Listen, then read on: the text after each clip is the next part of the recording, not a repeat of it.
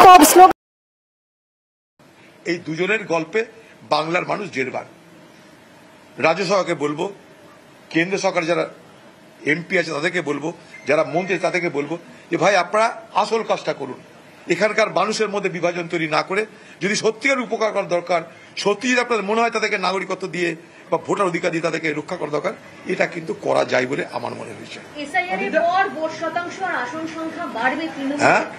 SIR এর পর vote শতাংশ এবং আসন সংখ্যা বাড়বে তৃণমূলের, অভিষেক ব্যানার্জি বলছেন। বলতে পারে, কারণ এই রাজ্যে ভোট তো হয় না, ভোটের জায়গায় লুট হয়, সবাই জানি আমরা। পঞ্চায়েত ভোট হয়নি এই রাজ্যে, মিউনিসিপ্যালিটি ভোট হয়নি এই রাজ্যে, সমবায় ভোট হয় না এই রাজ্যে, ভোট দেওয়ার দিন ভোট দিতে দেওয়া হয় না, ভোট দেওয়ার দিন ভোট দিতে দেওয়া হয় না, ভোট দেওয়ার মানুষের অধিকারকে বুথের আগেই মেরে তাড়িয়ে কেড়ে নেওয়া হয়। এখানে হতেই পারে, এখানে জ্যান্তকে মৃত, মৃতকে জ্যান্ত করার অনেক খেলা হয়। সর্বোপরি এই ছোট্ট একটা উদাহরণ দিই আপনাদেরকে, 80,681টা মনে করুন বুথ, তাহলে 80,681টা বুথ লেভেল অফিসার কারা কারা? নির্বাচন কমিশনের হাতে রয়েছে 800 কর্মচারী। নির্বাচন কমিশনের এই এসআইআর প্রক্রিয়াকে সাহায্য করার জন্য কর্মচারী সাপ্লাই কে করছে? রাজ্য সরকার। সমস্ত কর্মচারী কিন্তু রাজ্যের। তারা কারা? কেউ শিক্ষক, চাকরিজীবী, কেউ কন্ট্রাকচুয়াল, কেউ এদিক ওদিক করে সবকে ঢুকিয়ে দেওয়া হয়েছে। তারা তৈরি করছে কি? Voter list. সেই ভোটার লিস্টে মৃত জীবিত ফারাককে করবে বিএলআরওরা। বিএলওদের ক্ষমতা আছে সেটা করার? আমার তো জানা নাই। যে বিএলওদের এত ক্ষমতা আছে যে দিদির সরকারের দিদির ইচ্ছার বিরুদ্ধে গিয়ে মৃতকে জীবিত, জীবিতকে মৃত করে দিয়ে যা খুশি তা করার তো ক্ষমতা নেই। একটা গাইডলাইন আছে তাদের জন্য।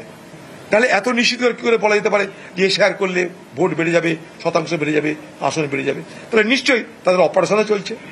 আসন যখন বাড়বে তাহলে অপারেশনও জারি আছে।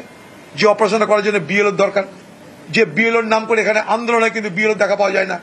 এখানে তৃণমূলের সব নেতাদের দেখা পাওয়া যায়, বিএলও তোমার দেখা পাওয়া যায় না।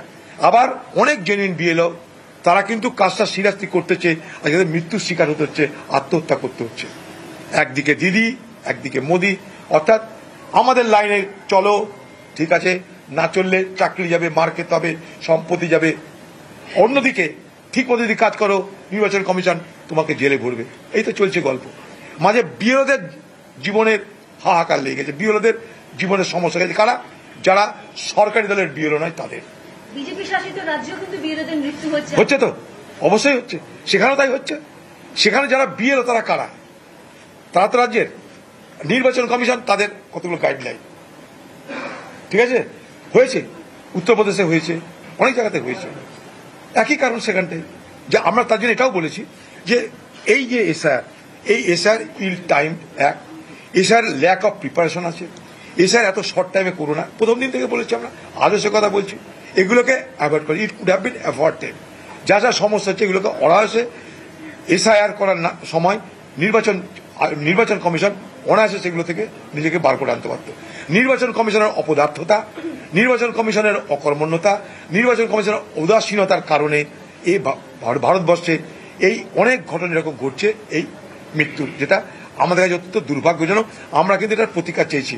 রাহুল গান্ধীর নেতৃত্বে তার প্রতিকারের জন্য দাবি করা হয়েছে। এসআইআর নিয়ে আলোচনার জন্য ভারতবর্ষের পার্লামেন্টে আমরা দাবি করেছি। জানি না কেন্দ্রের সরকার সেটা মানবে কিনা।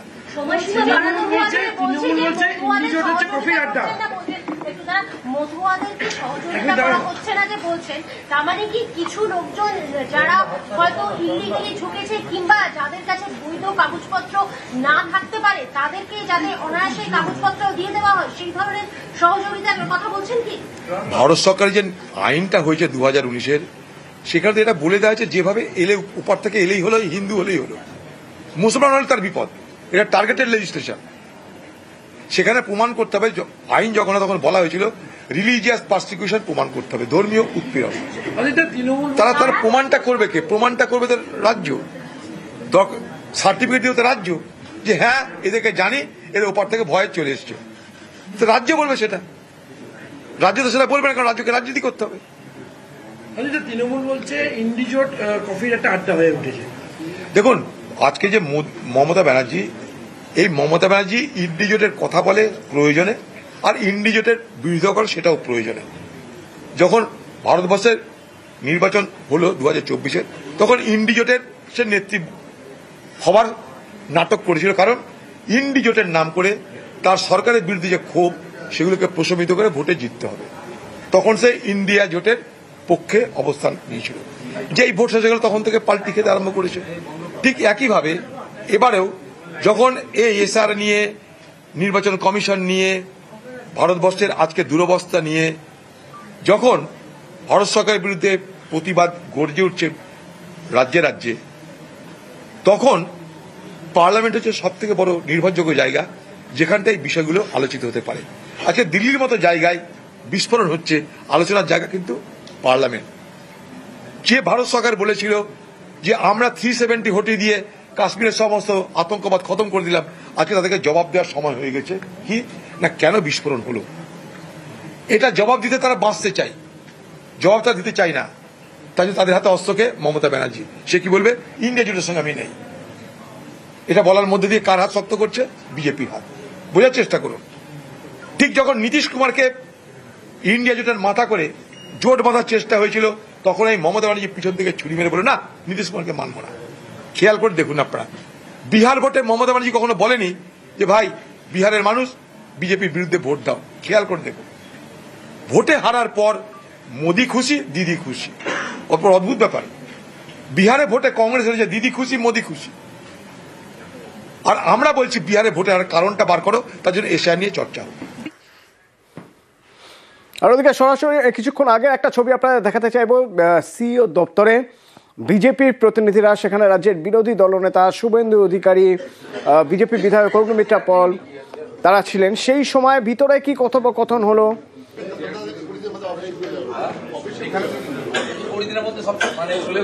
তৃণমূল কংগ্রেস, তার সরকার এবং আইপ্যাক কিভাবে ডাটা এন্ট্রিতে ম্যাল প্র্যাকটিসেস ফ্রড করছে, যাতে আপনার কাছে আমরা বলতে না পারি ডিসি সেন্ট্রাল মাননীয়া ইন্দিরা দিদিমণির নেতৃত্বে কয়েকশো পুলিশ প্রথমে দড়ি দিয়ে গেট আটকেছে।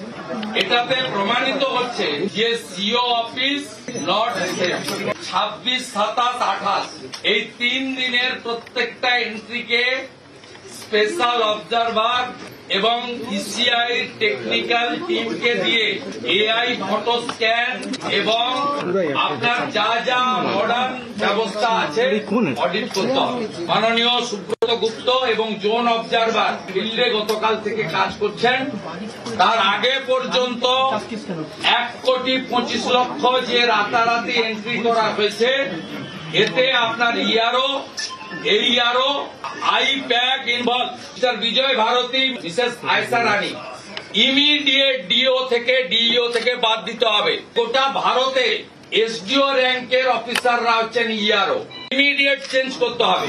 আইপ্যাক এর এত সাহস হয় কি করে ডাটা এন্ট্রি সহ এর মধ্যে ঢুকেছে? এর আমরা ইন্ডিপেন্ডেন্ট এজেন্সি দিয়ে তদন্ত চাই। বাইরের রাজ্যের আইপিএস অফিসারকে আনুন, সিবিআই কে আনুন, জুডিশিয়াল কে রিকোয়েস্ট করুন, আপনি এটা টেক আপ করুন।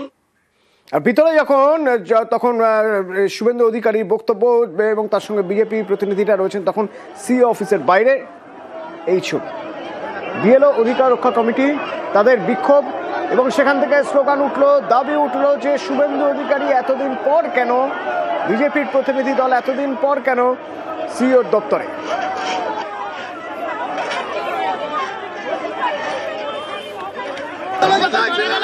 কোথায় ছিল বিজেপি? আমাদের বিজেপির অগ্নিলালনে আমাদের বন্ধুরা দিকে দিকে মরছে। বিজেপি কি করতে এসছে? বিজেপির দলাল ইসিআই অগ্নিলালনে এই কাজ হচ্ছে। বিজেপির অগ্নিলালনে আমাদের বন্ধুরা যখন দিকে দিকে মরছিল তখন কোথায় ছিল?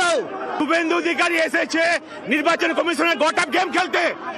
এখানে বিএলওরা মরছে, বিএলওদের অবস্থা খারাপ হচ্ছে, তাদেরকে মানসিক শারীরিক চাপে অসুস্থ হয়ে পড়ছে, আর এখানে দালালি করতে এসছে নির্বাচন কমিশনের সঙ্গে গট-আপ গেম খেলতে এসছে। আমরা পশ্চিমবঙ্গে বিএলওরা মানবো না এটা। আমাদের বিক্ষোভ একটা কারণেই যে বিএলওদের যে কাজের সময়সীমা, সেই সময়সীমা যে 7 দিন যথেষ্ট নয়। 2 বছরের কাজ কখনোই 1 মাস 7 দিনে শেষ করা সম্ভব নয়। আমরা চাই কমপক্ষে 2 মাস এই সময় বৃদ্ধি করা হোক, এই দাবিতে এসেছি। এবং আজকে আমাদেরকে ঢুকতে দেওয়া হচ্ছে না, কিন্তু বিজেপির দালালরা হঠাৎ করে মুখ দেখাচ্ছে এবং তারা ঢুকে যাচ্ছে। আমরা এই বিরুদ্ধে প্রতিবাদ জানাচ্ছি।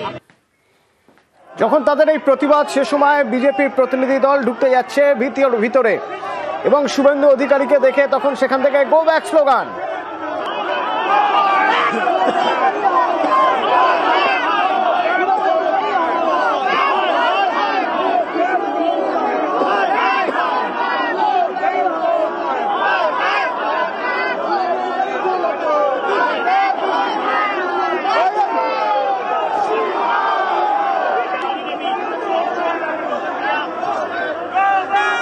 এখানে যারা আছে বাইরে, মমতার পুলিশ ওদেরকে ব্যবস্থা করে রেখেছে।